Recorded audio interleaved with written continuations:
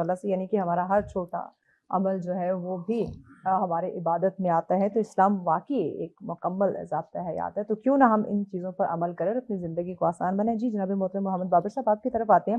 آپ صلی اللہ علیہ وسلم کی زندگی سے بے شمار ہمیں معاف کرنے کی جو ایگزامپلز ہیں وہ ملتے ہیں. تو میں چاہوں گی کہ کچھ ایگزامپل جو ہیں، مثالیں آپ ضرور کوٹ کیجیے. حضور سرور عالم صلی اللہ تعالیٰ علیہ وآلہ وسلم کا ہمیشہ سے یہ عمل مبارک رہا ہے، اور صحابہ کرام رضوان اللہ تعالیٰ علیہ مجمعین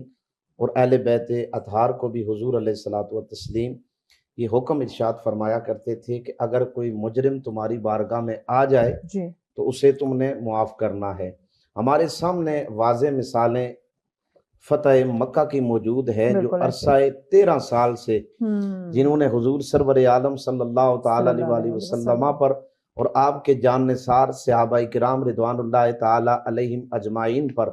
عرصہ حیات کو تنگ کر دیا تھا. حضور علیہ الصلوۃ والتسلیم کو انہوں نے برا بلا بھی کہا، حضور علیہ الصلوۃ والتسلیم کو تکالیف بھی پہنچائی. لیکن جب فتح مکہ ہوتا ہے تو سارے کفار جب صحن حرم میں جمع ہوتے ہیں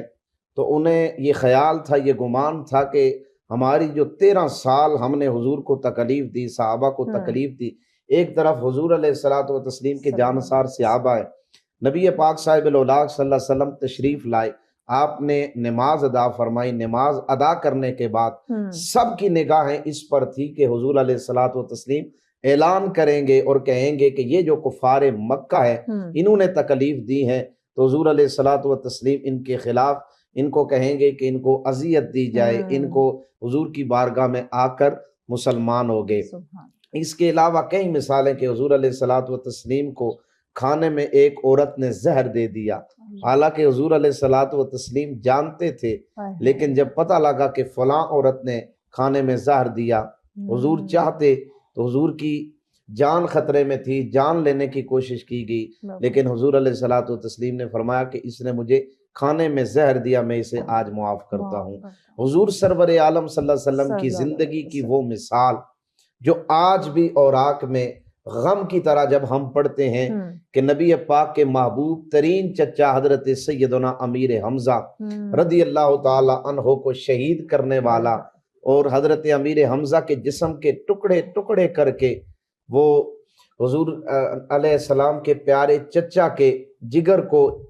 اپنے باچھو میں چبانے والا جب حضور سرور عالم کی بارگاہ میں آتا ہے تو حضور چاہتے تو انتقام لے سکتے تھے، لیکن حضور نے فرمایا کہ میں تجھے معاف کرتا ہوں. لیکن یہ لفظ کہے کہ میں تجھے معاف کرتا ہوں لیکن آج کے بعد میری نگاہوں کے سامنے نہ آنا، اس لیے کہ جب تو آتا ہے تو مجھے میرے محبوب چچا حضرت امیر حمزہ یاد آ جاتے ہیں. اسی طرح حضور سرور عالم صلی اللہ علیہ وسلم کی زندگی کے کئی ایسے بے شمار واقعات ہیں کہ کوئی حضور کی بارگاہ میں آیا معافی طلب کرنے کے لیے تو حضور نے اسے درگزر فرما کر تا صبح قیامت تک آنے والے ہر کلمہ گو مسلمان کو یہ پیغام دیا ہے کہ اگر کائنات کا رب تمہیں تمہارے گناہوں سے معاف کر سکتا ہے تو اگر کوئی چھوٹی موٹی غلطی کر کے تمہارے پاس آ جائے تو دل میں نہ رکھنا، اسے دل سے معاف کر دینا، کائنات کا رب بھی تمہیں معاف فرما دے گا. سبحان اللہ، سبحان اللہ. جناب محترم علامہ حسیب صاحب بڑی خوبصورتی کے ساتھ نبی کریم صلی اللہ علیہ وسلم کی زندگی کے کچھ ایگزامپلز معاف کرنے کے ہمارے سامنے رکھی، جہاں سے ہمیں اندازہ ہوتا ہے کہ معاف کرنا کوئی کمزوری نہیں ہے، بلکہ یہ تو ایک اعلیٰ ظرف، ایک اعلیٰ اخلاق کا مظاہرہ ہے.